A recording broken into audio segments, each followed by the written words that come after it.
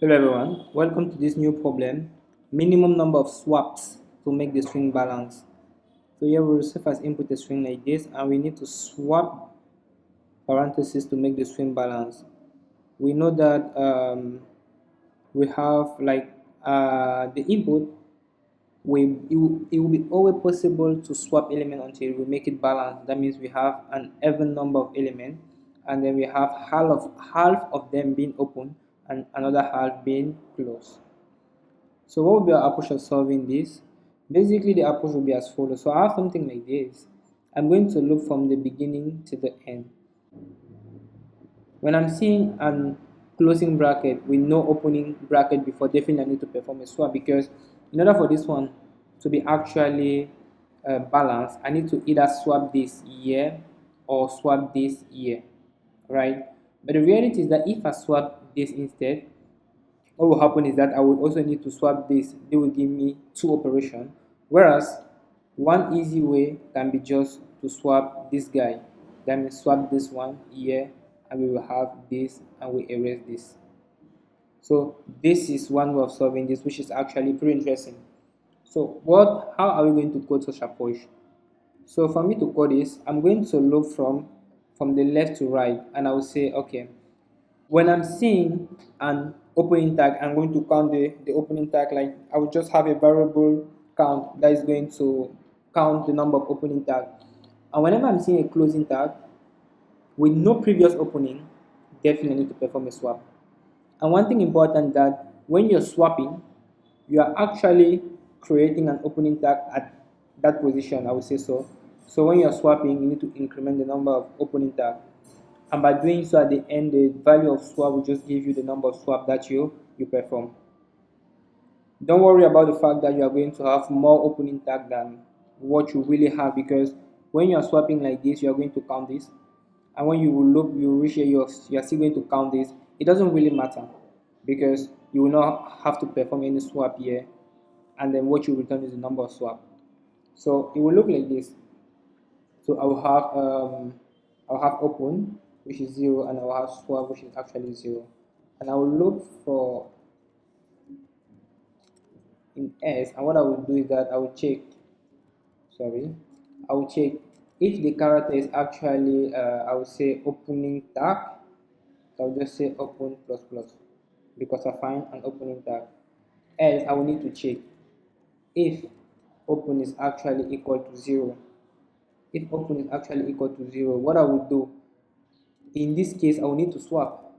So I increment swap, and after swapping I need to increment open. Why? Because after swapping I'm just kind of creating a new open here. Exactly.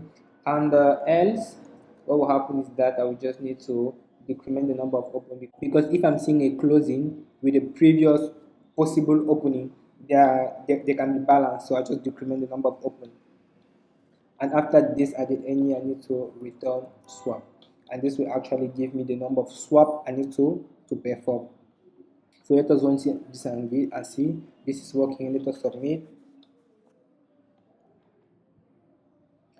It is actually working perfectly.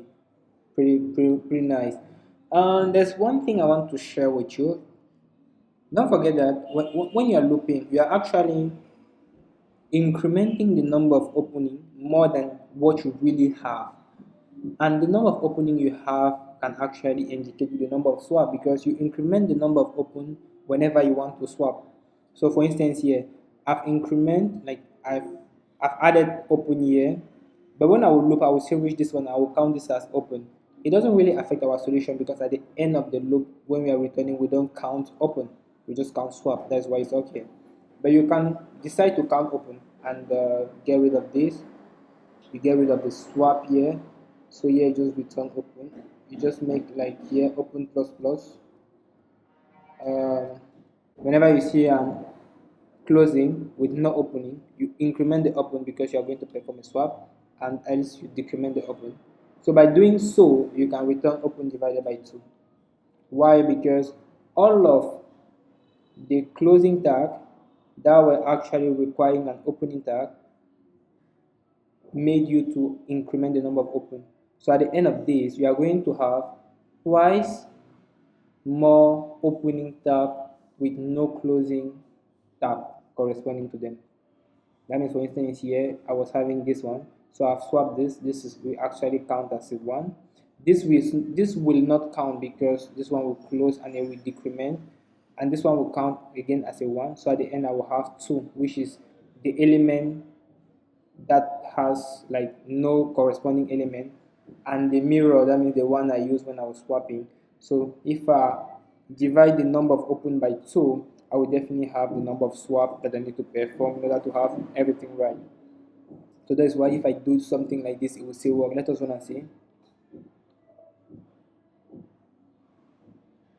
Working, submit. So performing pretty well, almost the same speed, everything is almost the same. But I just wanted to share with you this approach. So these are the two approaches I wanted to share with you.